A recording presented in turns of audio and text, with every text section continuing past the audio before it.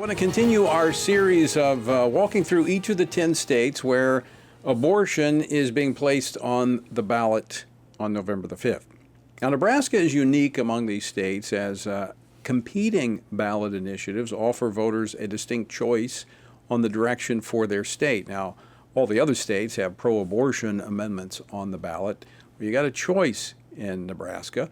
The abortion industry is not only attempting to enshrine a right to abortion in the Nebraska Constitution, their ballot initiative opens the door to a number of extreme policies, including legalizing late-term dismemberment abortions, eliminating health and safety standards, removing parental notification requirements, and paving the way for taxpayer-funded abortion. But there is a competing choice, Initiative 434, that Nebraskans can support.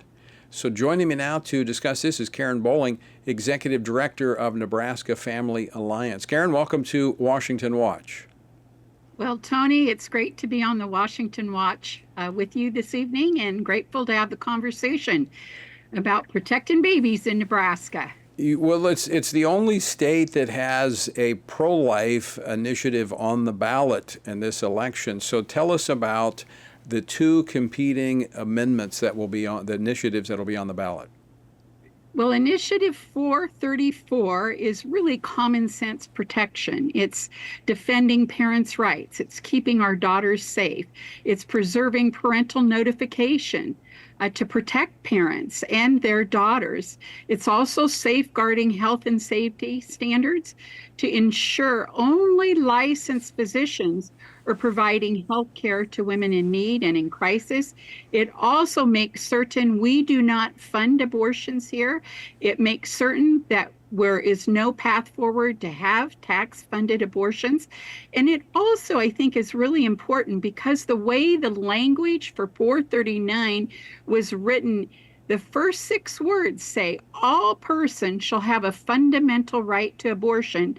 All persons, that means minors, that means also third parties, so men can abuse women and even traffickers. We want to protect our children, and so that's why we have a competing ballot measure, Initiative 434. And what's important on 439, it does, as you said, it jeopardizes women in health and safety. It opens up the door for grievous, pain-capable legislation that we have to be removed. It really deregulates the abortion industry here in Nebraska. And puts that into the Constitution, making it a right, which this is what they're doing in the other states. They're taking and putting into the Constitution where lawmakers cannot even address issues that 434 will protect: parental rights, notification laws, basic common sense measures that have been fully vetted and adopted over the last 4 decades in states all across the country. Talk about the campaign that's underway there in Nebraska. I mean, what we've seen in other states is that those pushing this pro-abortion amendment in these various states are very deceptive in how they're presenting it. Is that happening in Nebraska? Absolutely, that is happening. So, as they don't even define pregnant woman, they say all persons shall have a fundamental right to abortion.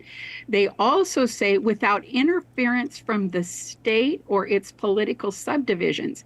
Now, that in itself is very vague and confusing because on first read, you might think, oh, well, I don't want the government interfering. Actually, that gives permission for no government interference. In other words, if 439 is enshrined into our abortion, there is no recourse that the legislative body can do. It is harmful, and as you all know, I know your listeners are tracking all of these 10 states across the nation. Vague laws bring harm to real people. Right. And we've seen, because it's almost the same language in every state, it's very vague, nondescript, open to interpretation, which means the court will ultimately have the say on what these things mean. And in most states, the judiciary is, not conservative. They're going to come down on the wrong side of these issues. So very quickly, just we got about a minute and a half left, Karen. Give instructions to all of our listeners. We've got a lot of them in Nebraska.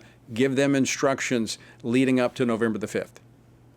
Well, I encourage all of your listeners, and especially Nebraskans, to go to nebraskafamilyalliance.org.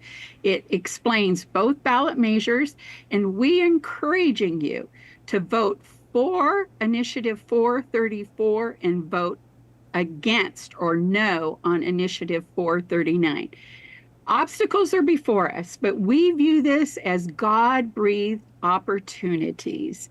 We have an opportunity to protect 50 years of legislation that protects the preborn, and it also gives us an opportunity to keep expanding those protections. We cannot lose this moment. Nebraskans, this is the time to be courageous, stand up, and go vote. Vote for 434 and against 439.